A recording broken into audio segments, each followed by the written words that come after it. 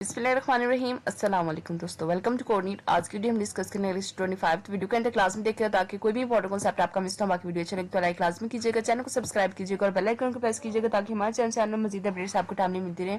तो आज की वीडियो स्टार्ट करते हैं। बेसिकली आज की वीडियो में हमें पढ़ना है एसक्यूएल लैंग्वेज, जिसको हम कहते हैं स्ट्रक्चर क्वेरी लैंग्वेज।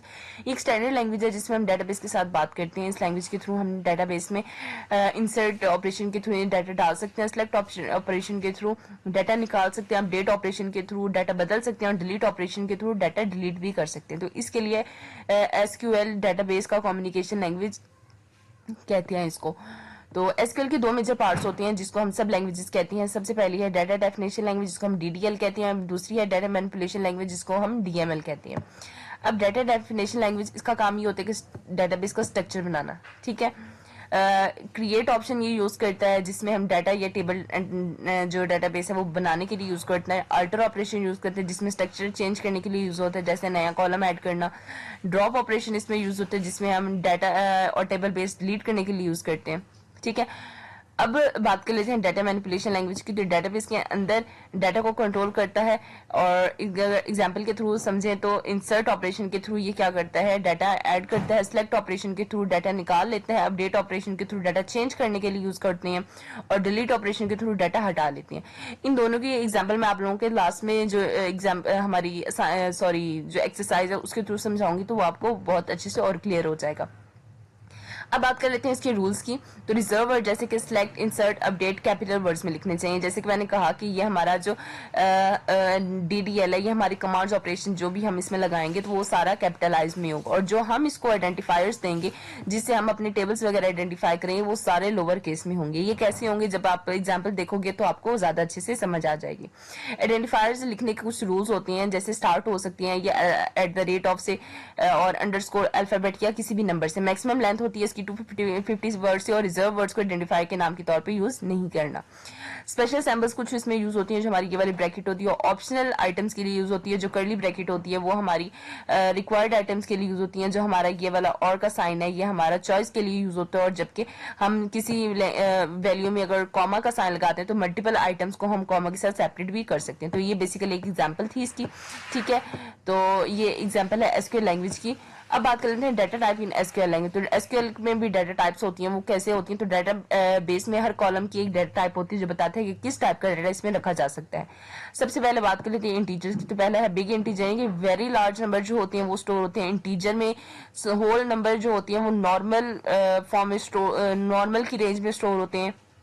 जो स्मॉल इंटीजर है वो वेरी स्मॉल रेंज के नंबर्स में आते हैं, और जो टीनी इंटीजर होते हैं वो 0 से 22 की रेंज में आते हैं, और जो बिट ऑपरेशन होती है 0 या 1 की वैल्यू में आते हैं। अब बात करते हैं डेसिमल और न्यूमेरिकल वैल्यू में, यानी जो एग्जैक्ट नंबर होते हैं। तो डेसिमल और न्यूमेरिकल फिक्स प्रिसीजन के साथ एग्जैक्ट नंबर जैसे पेस, वेट, ये सारी चीजें जो होती हैं ये सारा आता है डेसिमल में। अब बात कर लेते हैं टेक्स्ट की। टेक्स्ट को बेसिकली हम स्ट्रिंग वैल्यू भी कहते हैं, जिसमें हम स्ट्रिंग में लिखा जाते हैं। तो करेक्टर पहला है हमारा ये फिक्स लेंथ टेक्स्ट में लिखा जाए। डिफॉल्ट साइज का 30 करेक्टर्स होती हैं और मैक्सिमम 8000।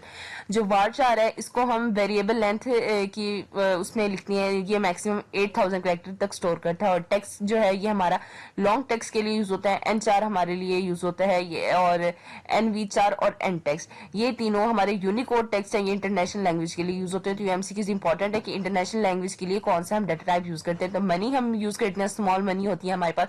छोटी करेंसी वैल्यू की जब हम देते हैं, मनी जो हमारे पास होती है वो बड़ी करेंसी वैल्यू उसकी देते हैं। फ्लोटिंग पॉइंट जब हमने फ्लोटिंग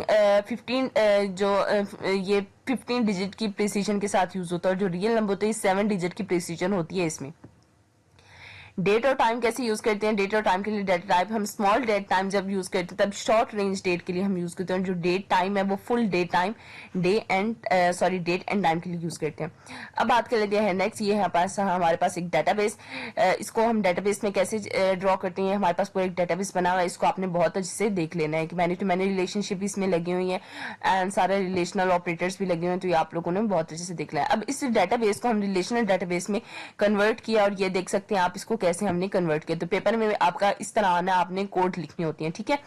अब आपको पता होना चाहिए कि इसको हम कैसे करते हैं। तो ये जो प्रॉपर रिलेशन स्कीमा का एक एग्जांपल है।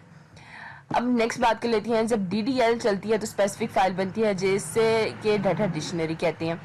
अब डाटा डिक्शनरी में जो होता है मेटा डाटा, ये मेटा डाटा क्या होता है, डाटा अबाउट डाटा, तो वो चीज स्टोर करता है। तो डीएमएल का काम होता है डाटा इंसर्ट करना, डिलीट करना। तो डीएमएल का बेसिकली काम होता है डाटा इंसर्ट करना, डिलीट करना, अपडेट करना, सेलेक्ट करना। पहले हमने पढ़ा एसक्यूएल की दो लैंग्वेजेस होती हैं, एक होती है डीडीएल, एक होती है डीएमएल। अब हम पढ़ रहे हैं कि डीएमएल की भी आगे फर्दर दो टाइप्स होती हैं।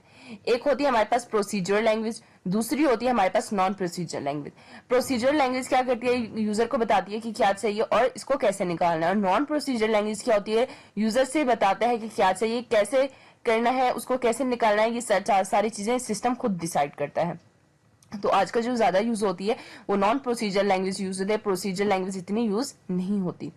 असेस कंट्रोल हम कैसे करते हैं, ग्रांट यूज करते हैं जब किसी यूजर को परमिशन देनी हो, और रिवोक हम तब यूज करते हैं जब परमिशन उससे वापस लेनी हो।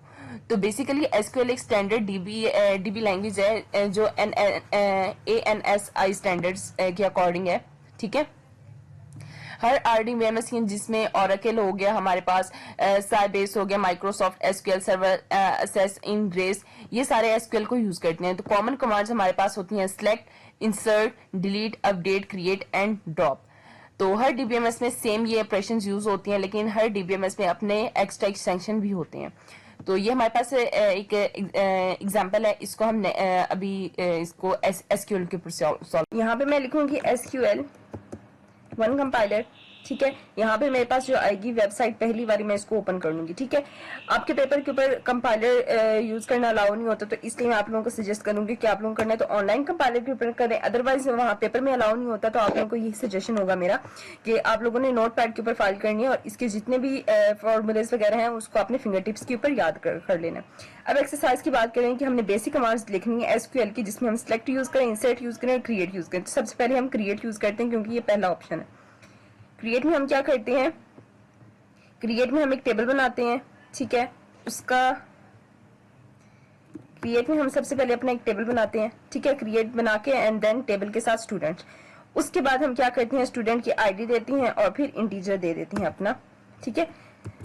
और उसके बाद हमने अपना एक नेम देना है, नेम देने के बाद हमने उसकी डाटा टाइप मेंशन कर देनी है जिसको हम वारचार कहते हैं। और उसके बाद हम अपने डाटा टाइप डालेंगे एज नेम से और उसका हम डाटा टाइप दे देंगे जिसको हम एज कहेंगे, ठीक है। तो ये बेसिकली हमारे एज का ऑपरेटर था, ठीक है। यहाँ पे सॉरी हमारा क्रिएट का टेबल था, हम क्रिएट में ऐसी चीज करते हैं, ठीक है। इसको मैं कमेंट कर देती हूँ और फिर साथ में आपको दूसरा भी बता देती हूँ, ठीक है। ये क्रिएट का था। अब हम बात कर लेते हैं इंसर्ट की। तो इंसर्ट ऑपरेटर हमारा कैसे ऑपरेट करता है, तो सबसे पहले हम इंसर्ट इनटू उस कॉलम का नाम लिखते हैं जिसके ऊपर हमने डाटा टाइप डालनी हो। तो इंसर्ट इनटू स्टूडेंट, हमारी ये टेबल थी तो टेबल वाला ले लिया, स्टूडेंट की आईडी, उसका नेम एंड देन उसकी एज। उसके बाद हम क्या करेंगे, नीचे हम उसकी वैल्यूज डाल देते हैं वन बाय वन, जैसे हमने चाहिए हो तो हम यहाँ पे इसकी वैल्यूज डाल देते हैं, ठीक है। मतलब मैं इसको आपको समझाती हूँ साथ साथ। अब यहाँ पे हमने क्रिएट टेबल किया, इसका मतलब ये है कि हमने नया टेबल बनाना है। स्टूडेंट आईडी का मतलब ये है कि एक कॉलम जिसमें नंबर्स आएंगे, नेम का मतलब ये है कि जिसमें नाम लिखा जाएगा टेक्स्ट की फॉर्म में, और एज का मतलब ये है कि इंटीजर डाटा टाइप आएगी इसमें। इंसर्ट का फंक्शन हमने लगाया कि स्टूडेंट की हमें टेबल चाहिए जिसमें हमने डाटा डालना है, डाटा कौन सा डालना है उसकी हमने आगे वैल्यू दे दी। आगे बात आ जाती है हमारी लास्ट की, जो है हमारा सिलेक्ट ऑपरेटर। तो इसको हम यूज कर लेते हैं सिलेक्ट, ठीक है। और सिलेक्ट में हम क्या करेंगे, सिलेक्ट के साथ हम स्टैटिक यूज करते हैं और जो हमने टेबल लिख रहे हो उसके साथ हम उसको मेंशन कर देते हैं। तो ये हमारा सिलेक्ट ऑपरेटर है। और ये जो हमारा स्टैटिक का ऑपरेटर है, इसका मतलब है सब कुछ जितना भी है उस टेबल में वो सारा ओवरऑल हमारा कवर हो जाता है। तो सिंपल हमेशा क्रिएट पहले होता है, उससे नया टेबल बनता है। इंसर्ट में हम डाटा डालते हैं और सिलेक्ट से हम डाटा को देख सकते हैं कि हमें जो भी डाटा चाहिए। तो बेसिकली ये तीन ऑपरेटर्स होते हैं, हम ये एसक्यूएल में यूज करते हैं। आई होप से आपको क्लियर हो गया होगा। बाकी वीडियो अच्छी लगी तो उसको लाइक लाजमी कीजिएगा, चैनल को सब्सक्राइब कीजिएगा और बेल आइकन को प्रेस कीजिएगा ताकि हमारे चैनल से मजीद अपडेट्स आपको टाइमली मिलते रहें। मिलेंगे नेक्स्ट वीडियो में। बहुत ज्यादा ख्याल रखिएगा, दुआ में याद रखिएगा। अल्लाह हाफिज।